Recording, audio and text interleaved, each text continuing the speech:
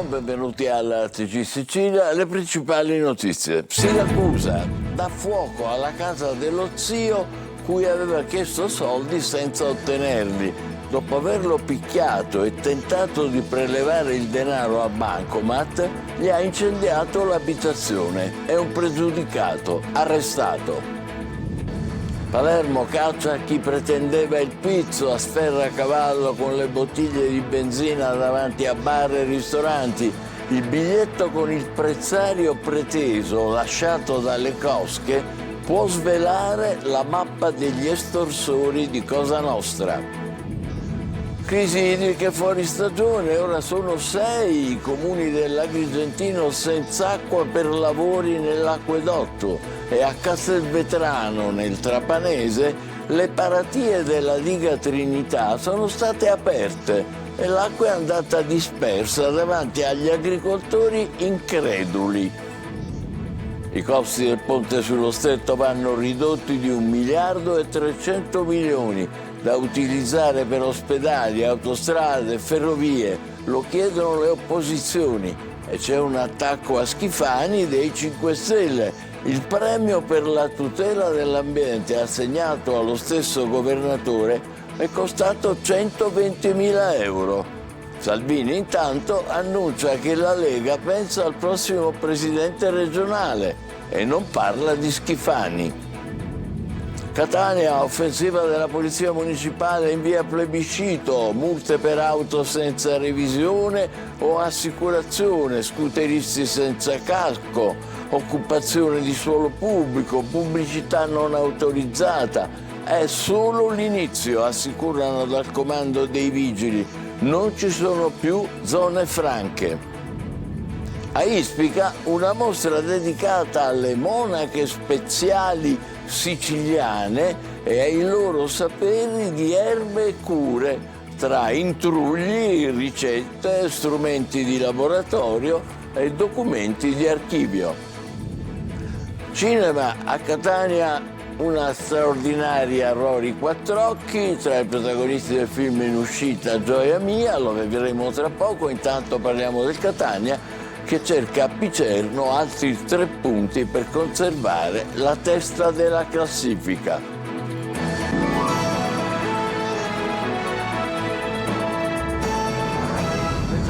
A Siracusa dunque un 46enne con precedenti penali ha dato fuoco alla casa dello zio. Prima gli aveva rubato il bancomat, non è riuscito a prelevare il denaro, allora ha aggredito l'uomo e ha appiccato l'incendio. L'uomo è stato fermato dalla squadra mobile. Francesco Aloi ci racconta.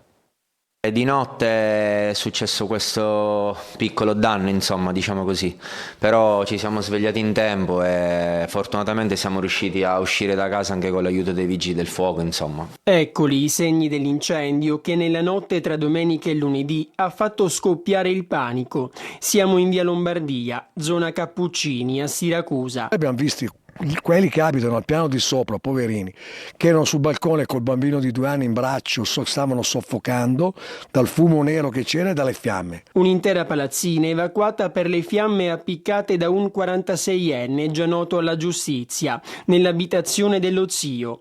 Voleva dei soldi e per questo, secondo chi indaga, prima lo ha colpito alla testa, poi lo ha portato con sé per prelevare all'ATM, ma non essendoci riuscito lo ha rinchiuso a casa del padre, per poi tornare in via Lombardia ed appiccare l'incendio. Stiamo ricostruendo sotto il coordinamento della Procura della Repubblica di Siracusa il movente che ha spinto l'uomo a chiedere appunto questa cifra allo zio. La sua fuga però è durata 2 giorni, finita in una villetta in zona Serramendola. Quando ci ha visto che ormai era abbraccato, fino all'ultimo ha tentato di scappare, anche con il rischio che potesse farsi male, perché l'abbiamo trovato su un balcone e stava appunto cercando di scavalcarlo. Per lo zio 62enne i medici hanno dato una prognosi di 2 settimane. A Palermo adesso il pizzino lasciato a Sferracavallo può svelare la mappa del giro del racket di Cosa Nostra. Gli investigatori infatti sono al lavoro per capire chi ha fatto le richieste estorsive utilizzando le bottiglie di benzina lasciate davanti a bar e ristoranti. Marco Gullà. La mappa geografica di Cosa Nostra emerge dal pizzino perduto dagli uomini incappucciati che a Sferacavallo hanno collocato 5 bottiglie piene di benzina davanti ad altrettante attività commerciali della borgata.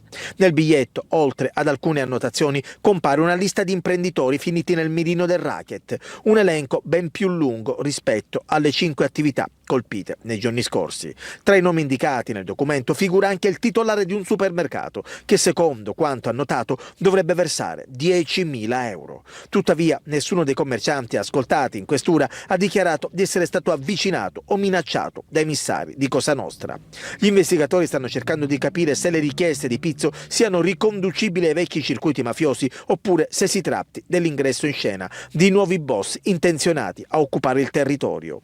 In questo contesto torna a circolare il nome di Elo Piccolo, il più giovane della famiglia, calogero tornato libero a luglio, avrebbe preso il posto del padre Salvatore e del fratello Sandro ai vertici del mandamento di Tommaso Natale, secondo quanto ipotizzano gli inquirenti. Gli irriducibili di Cosa Nostra, spiegano fonti investigative, non si lasciano abbattere dalle condanne, scontano le pene e poi tentano di riprendere il controllo. La pressione estorsiva rappresenta infatti il primo segnale di presenza sul territorio, una sorta di messaggio: noi ci siamo, come accaduto a Sferacavallo.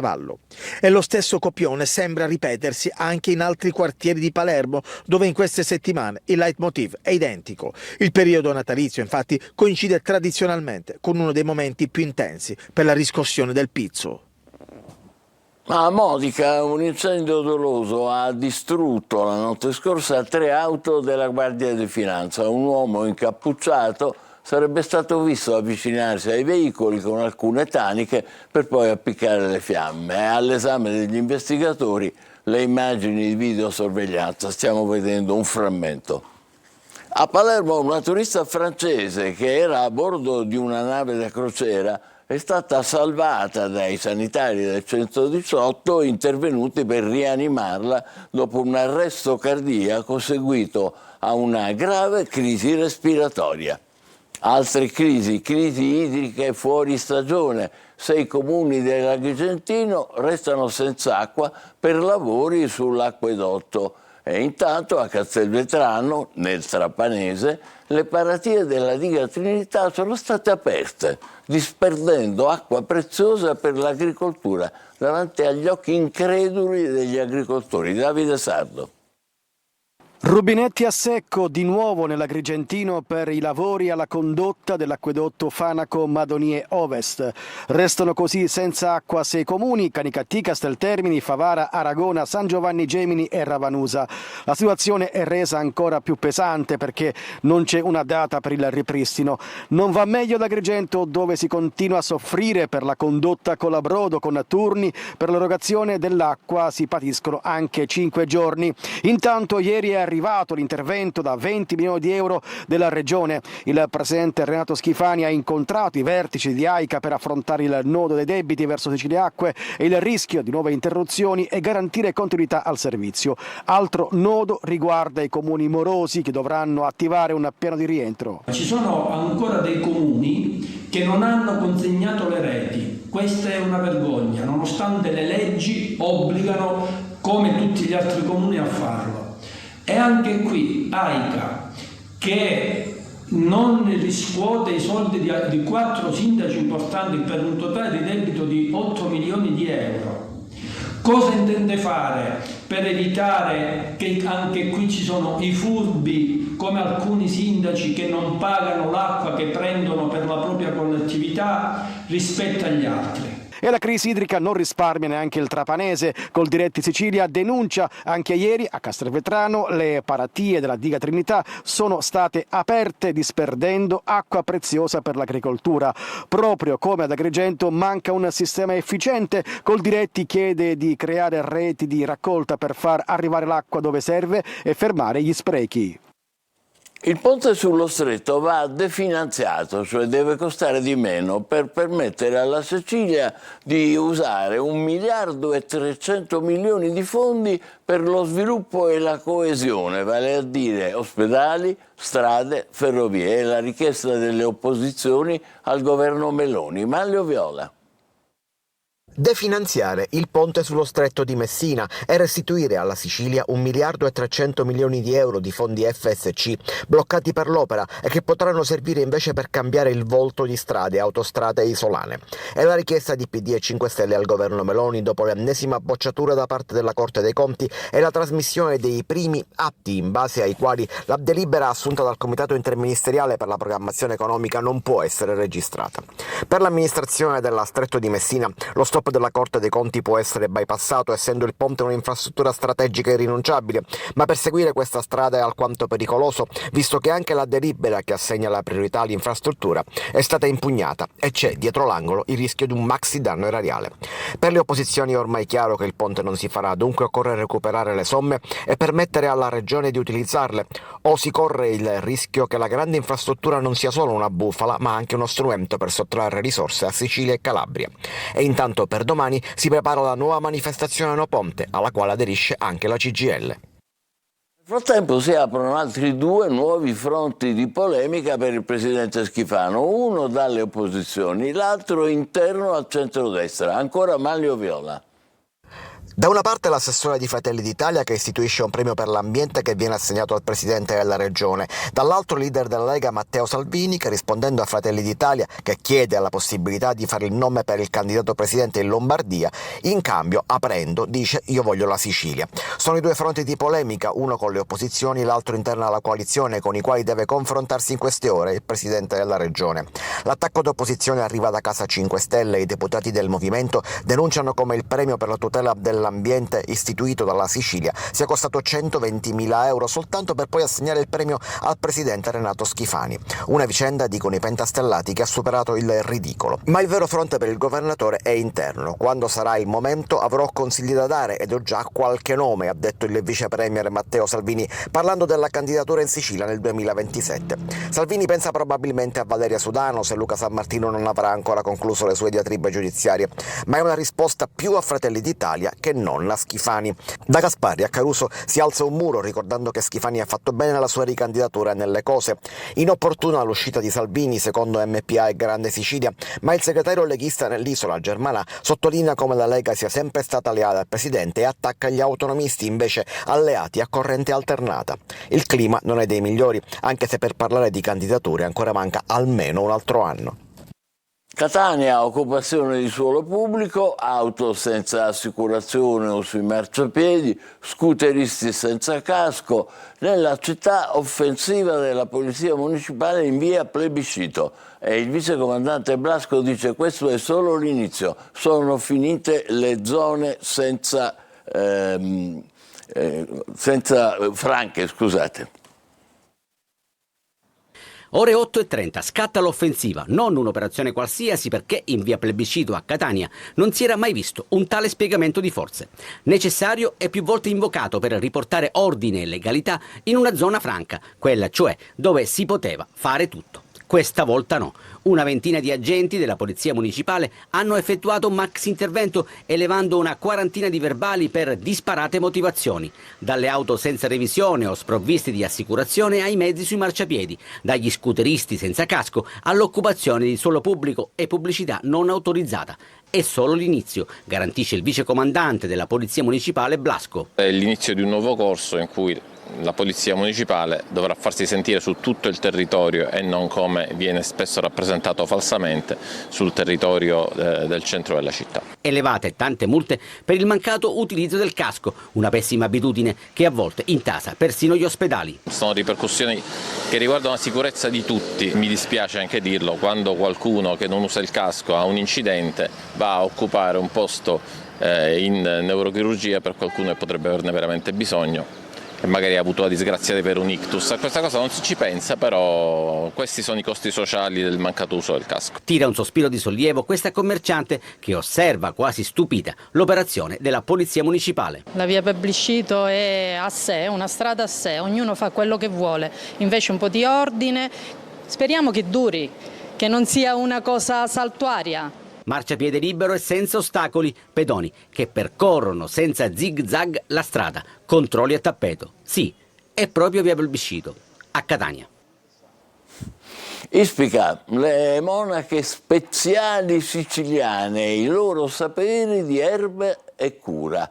Una mostra a loro dedicata, la vedremo tra poco, tra intrugli, ricette, strumenti di laboratorio e documenti d'archivio. Veronica Barbarino.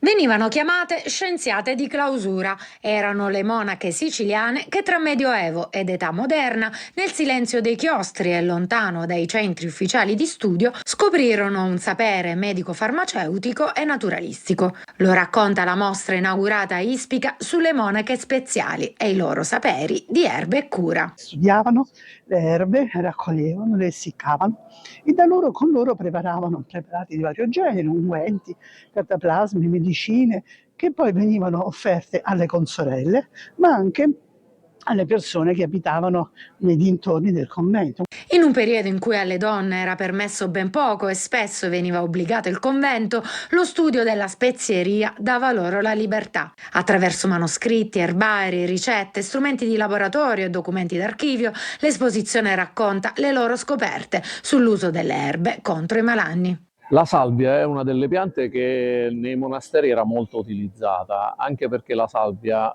sempre per magia omeopatico-simpatica, aveva la forma della rugosità della nostra lingua, quindi veniva molto utilizzata per l'apparato boccale. Assieme per esempio alla ruta poi veniva mischiata anche contro i dolori reumatici. L'acqua di rose è un altro degli intrugli che facevano nei monasteri, era usata sia come acqua depurativa della pelle ma anche come picata. La picata erano rose praticamente immerse nel grasso animale. La conoscenza quindi le ha rese libere nonostante i confini severi e impenetrabili dei conventi di clausura. La sapevano lunga le monache speziali. Adesso il cinema ha presentato in anteprima a Catania Gioia mia, opera prima della regista palermitana Margherita Spampinato. Sarà nelle sale dall'11 dicembre, ma ha già conquistato la critica con 2 premi al Festival di Locarno. E tra i protagonisti c'è la bravissima Rory Quattrocchi. Eva Spampinato. Qual è il wifi? Nessun wifi. Nico è un ragazzino di 11 anni che viene catapultato nella Sicilia senza tempo della solitaria e religiosa zia signorina Gela, una straordinaria Rory Quattrocchi, che in casa non ha tecnologia, elettrodomestici, connessione ad internet. Aspetti il Medioevo. L'estate forzata che li costringe sotto lo stesso tetto diventa un campo di battaglia fatto di silenzi, riti antichi, leggende di spiriti, ma proprio nello scontro nasce un legame inatteso che obbliga entrambi a guardarsi dentro. Nico, Marco Fiore, affronta i suoi fantasmi, Gela i suoi ricordi congelati. Una zia zitellina che chiaramente viene un po' disturbata nel quotidiano, con le sue belle abitudini di donna sola col suo canuzzo, ma tutto sommato generosa, si presta. Io non l'avrei fatto.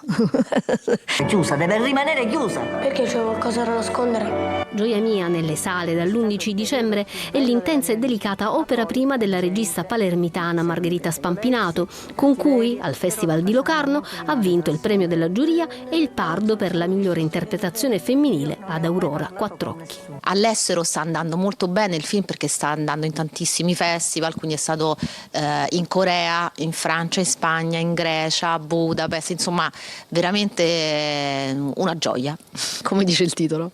Gioia mia è una storia che esplora ciò che resta quando il rumore del mondo si spegne e si impara finalmente ad ascoltare. C'è una bellezza in questo essere liberi e veri. Ognuno non vuole insegnare nulla all'altro, il bambino non è così tanto prepotente, semmai si lamenta, e la zia non impone proprio niente, semmai pensa di andare incontro per far uscire qualche cosa di umano da questi esseri che oggi di umano non hanno forse un granché. Solo con me? Solo con te. Complimenti a Aurora Quattrocchi. A Messina ha conferita la laurea magistrale honoris causa in giurisprudenza all'attrice Paola Cortellesi. Oggi è intitolato il cortile del rettorato a Lorena 40 e Sara Campanella, che non ci sono più, vittime di femminicidio. Francesco Triolo.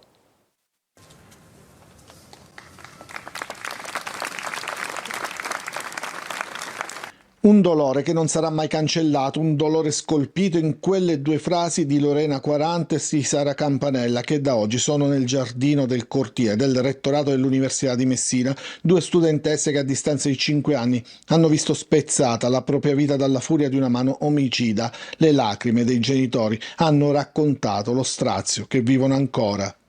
Diventa un momento di memoria affinché anche tra molti anni nuovi studenti possano sapere che nella storia di quest'Ateneo ci sono state due studentesse, Lorena e Sara, che avevano scelto il percorso della conoscenza e della cura dell'altro. La commozione durante l'intitolazione è anche di Paola Cortellesi, che aveva appena ricevuto la laurea honoris causa in giurisprudenza in una giornata che l'università ha voluto dedicare alla lotta contro le prevaricazioni, contro la violenza e per i diritti delle donne. Il suo film C'è ancora domani è stato una testimonianza di grande impatto. Con C'è ancora domani desideravo compiere un viaggio nel passato perché risuonasse nel nostro presente, perché fosse chiaro come, nonostante gli evidenti progressi in termini di tutele e diritti, le dinamiche che caratterizzano un rapporto di coppia che ora definiamo tossico non siano cambiate. Perché avessimo ben presente quanto la cultura della prevaricazione sulle donne sia ancora profondamente radicata nel nostro paese. Ma in questa storia avevo intenzione di mettere in scena un riscatto. Un film, ha aggiunto la Cortellesi, dedicato a tutte le donne che stanno cercando il proprio spazio e il proprio valore, ai ragazzi e alle ragazze che impareranno a difendere ciò che è giusto.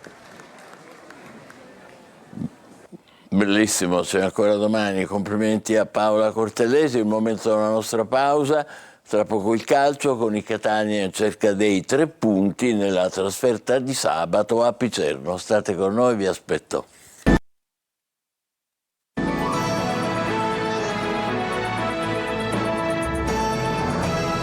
Il Catania, dopo il successo con il Latina e la vetta riconquistata, vuole confermarsi a Picerno.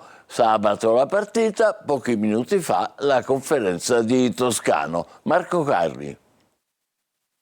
Dare seguito alla vittoria con il Latina, nonostante gli infortuni, nonostante la gravità di ciò che è successo a Cicerelli, messo fuori causa dall'intervento di un avversario.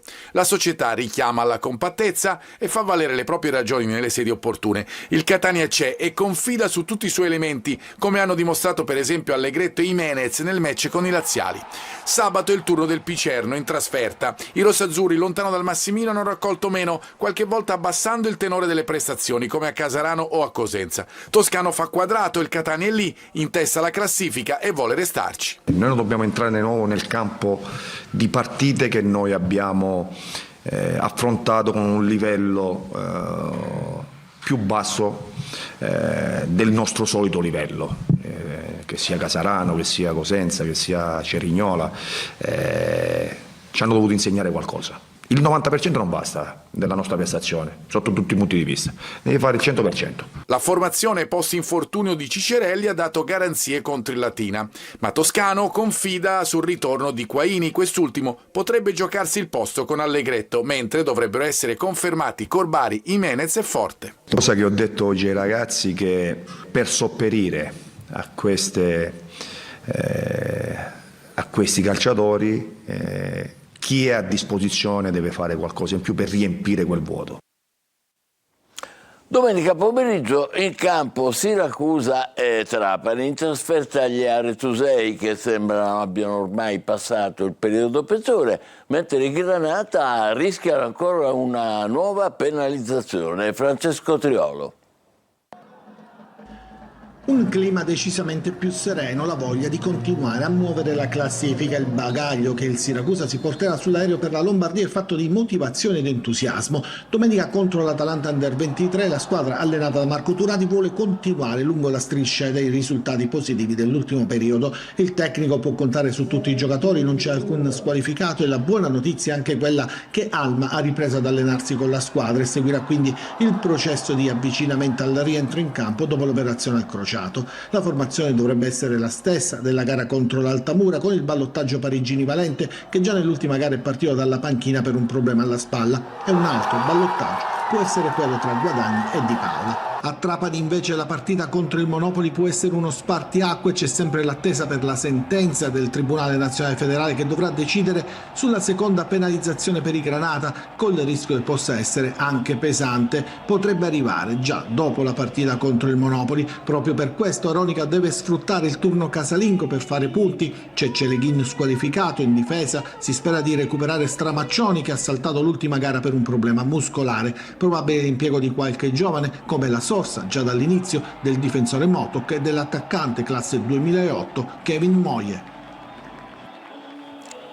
Noi ci fermiamo qui, l'appuntamento per altre notizie alle 20, grazie per essere stati con noi, buon pomeriggio.